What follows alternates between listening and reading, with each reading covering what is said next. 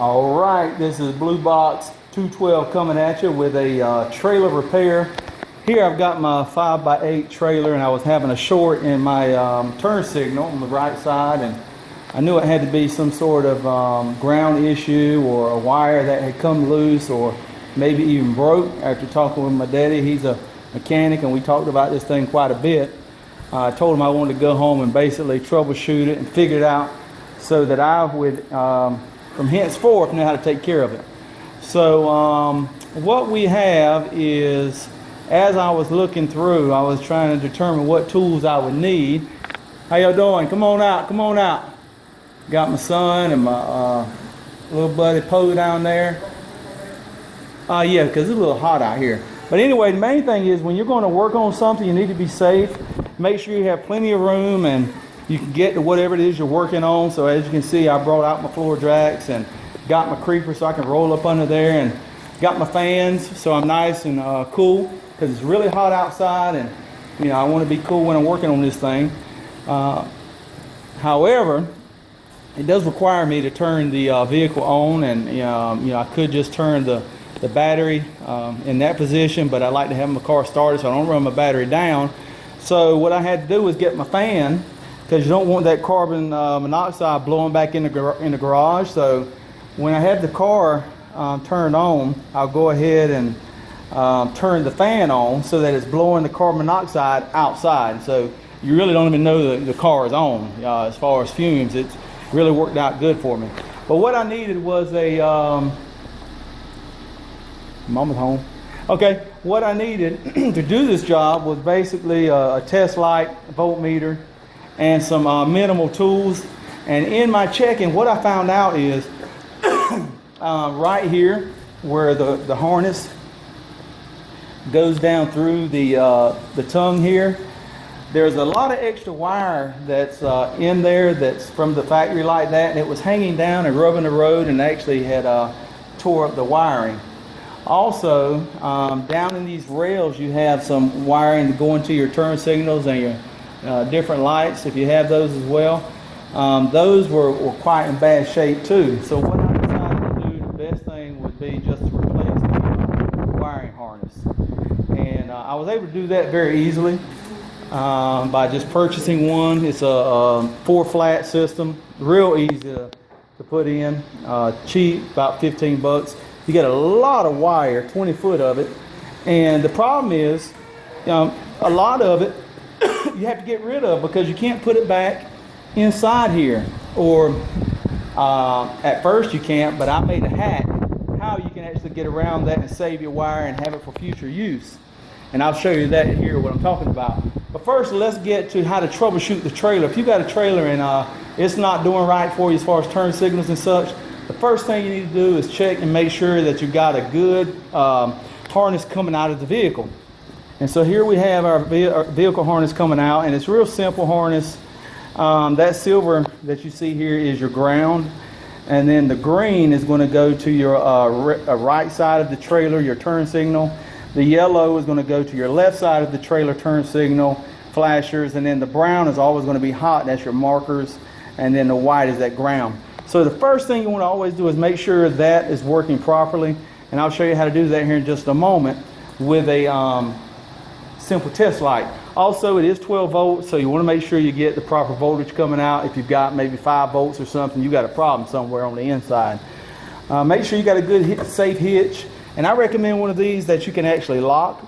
There have been cases where someone comes out from shopping from somewhere and their whole trailer is gone because someone just unhooked it and put it on their vehicle and left.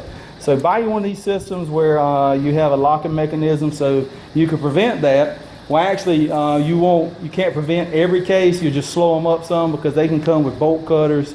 They can come with a hacksaw. But usually when they see something like that, you'll just keep right on going and find someone else that doesn't have that system. What I also discovered on the problem I was having is my right light back there was in bad shape, and I went ahead and replaced that. And I bought one of these at Lowe's. It was real cheap, about 7 bucks. And since I was doing the right side, I said, I'll go ahead and do the left side as well. They're easy to put on, and basically what you're going to have is a rewired trailer, and it's going to work 100%, no problem. You won't have to fool around trying to chase down a ghost.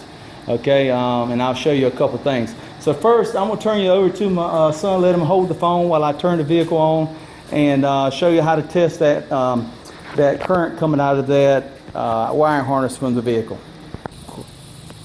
Okay, folks, like I was saying, I don't like to leave my lights on while I'm doing this because it'll run your vehicle down, and in my case, I learned the hard way. So I'm going to go ahead and jump my vehicle off right quick. What I recommend, folks, a lot of folks have jump cables, and that's great, but I recommend one of these at your home, and it's a starter or jumper. And when you travel, you just throw that in the back, and if you come in any problem and you need to jump yourself off, you can do that. If you want to help someone, you can do that as well. It's got a compressor, a light, everything you need. Okay, this particular vehicle, you know, it makes it real easy. All I do is I come up here to my hot side and I ground it off, and I'm ready to go as far as getting this. So it just so happened that you know, you're getting a demonstration on jumping a vehicle as well using this Stanley Fastmax 450 amp jumper. Okay, so I'm going to go ahead and put it there on the hot. I'm going to ground it over here on just, you know, one of these here.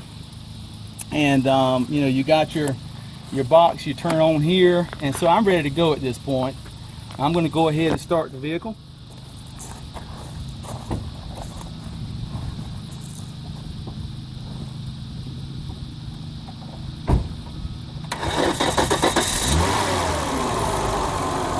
So as you can see, it works great. If you got a new car, you definitely don't want, you know, hooking up cables to your vehicle and plugging them in somewhere else. You could fry your whole system, you know, unless you know what you're doing. Highly recommend purchasing one of these. It's about 50 bucks, and it'll be a lifesaver. Get you out of some jams, as you can see. All right, come on to the back.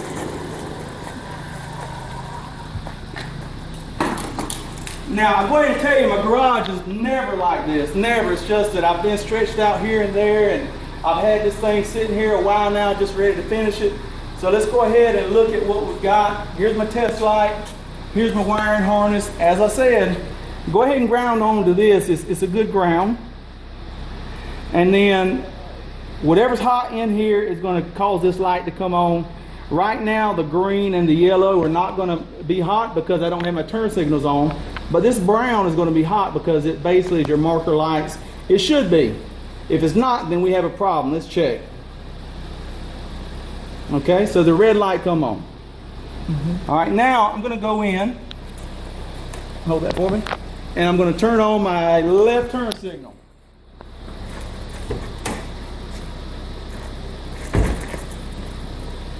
Okay, so right now I've got my left signal on, which would mean the yellow. And as you can see, it's flashing. Okay, that's in sync with the turn signal. If I turn to right, then the green is going to flash. If I put on the hazards, then the green and yellow will be hot, and you know, everything's working like it should. So I know I didn't have any problem here at my wiring harness. I knew it had to be somewhere in my trailer, and when I was looking at my wiring, I saw I had a lot of problems. So that's why I decided just to strip it down, get a $12, $15 harness, couple lights, and bring it back good as new. So let me show you what I've done. Basically, when you have,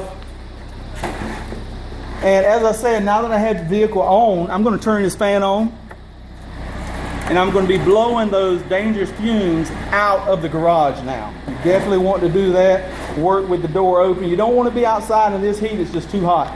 But anyway, normally the wiring going down this tongue is loose, and you can move it all around, and it's in bad way. So what I did, I've got some conduit. It's basically flex PVC, and I've run my wiring through it, and I've tie-tied it, as you can see, so it doesn't move. And I've got out just enough. When I move this tongue over to that hitch, there'll be plenty of wiring there in concert with this, and so I'll never have a problem as far as length. Also, a lot of times I would find myself shoving maybe 1.5 foot of wire back up in there, and you were skinning it up and it could get caught anywhere. I don't have that problem anymore. I have just enough to just tuck it away and you're done with it, okay? And I'll probably put a little clip just to hold it in that fashion at some point, but right now, that's definitely is an upgrade just with that, that channel in there. Now what I've done is when I come under here, all right, part two. As you can see, here is the conduit I was telling you about. I've got it tie-tied, and I plugged it up with some tape here at the ends. Also, I like the conduit they had for the trailer, but they didn't have it for all of the wiring, which was a problem because it could get caught on something as well. So what I've done there is I've cut out conduit again. I've run the wire through it. I've locked it in place. It's a much better system, keeps everything secure. Also on the end of the trailer, you'll find there is a part where you could put a little conduit there, which I did.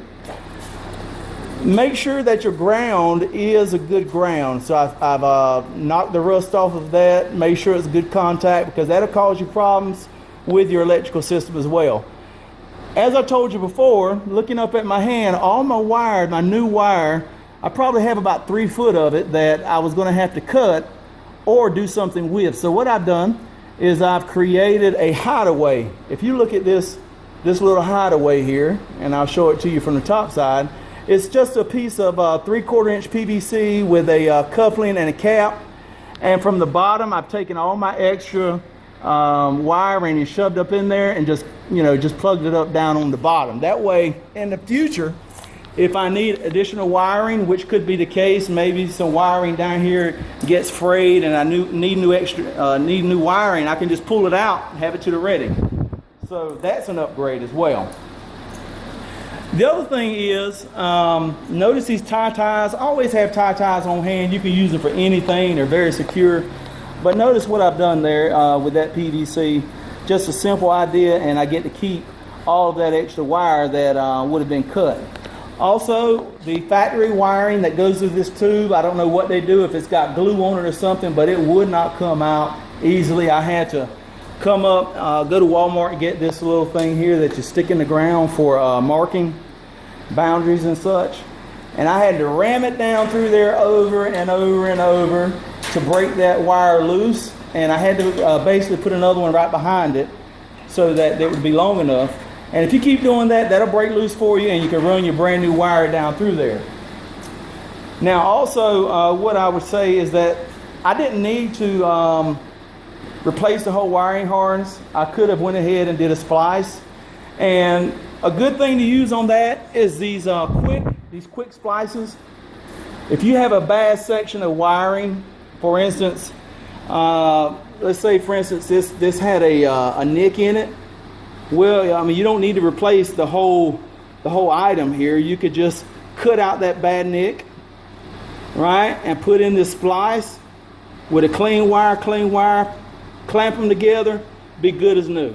Be good as new. So I had several of those here on the trailer in different areas, and I knew it was time to go ahead and just put a fresh wiring harness in, and everything is just mint condition. So at this point, my son Israel, if you'll go ahead and pull that wiring harness out and plug it up to that one there at the vehicle.